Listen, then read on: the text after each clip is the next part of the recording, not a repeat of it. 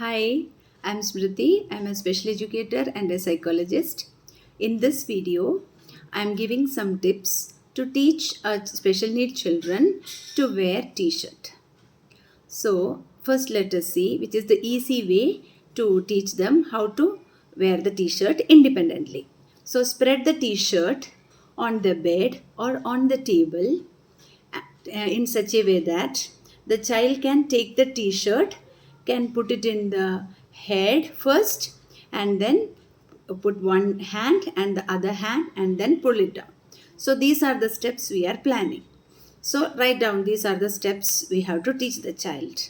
So this is called task analysis. We are writing down the steps, and then we can do forward chaining or backward chaining according to which is the first step for the child. When we are starting from the first step, that is taking the t-shirt, if that is the first step, and then the next step is keeping it putting it down through the head, and the third step is putting one hand for the second hand and then pull it down. So this is called the forward chaining, but it's not compulsory that we have to always start with the forward chaining. Sometimes we can do the backward chaining also.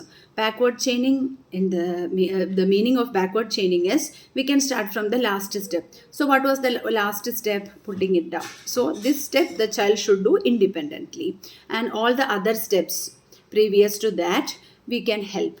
So once the child achieved this step independently, then you will be working on the fourth step, that is putting hands independently and then doing this independently.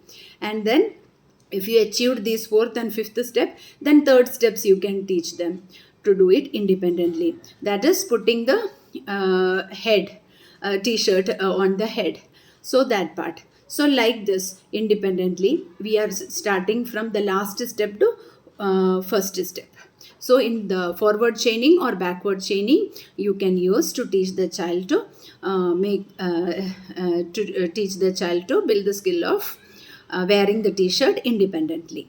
So this is very easy. Put the t-shirt in such a way and work on this. So first, every steps you can't make the child independent in the beginning. That is why we are putting into simple steps, and each step you are taking it independently. If the first step the child is independent and all the other steps you are helping, that is fine.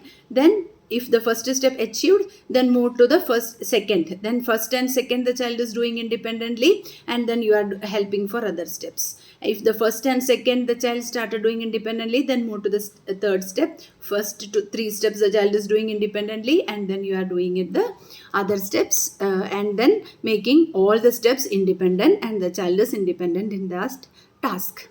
So you can use the backward chaining or the forward chaining. Especially backward chaining is more helpful for teaching these type of skills, because when they are able to do the first step as easy as possible, then they'll be motivated to learn. But if the first step itself very complicated, then child won't get motivated to learn the skills. So I hope this video will be helpful.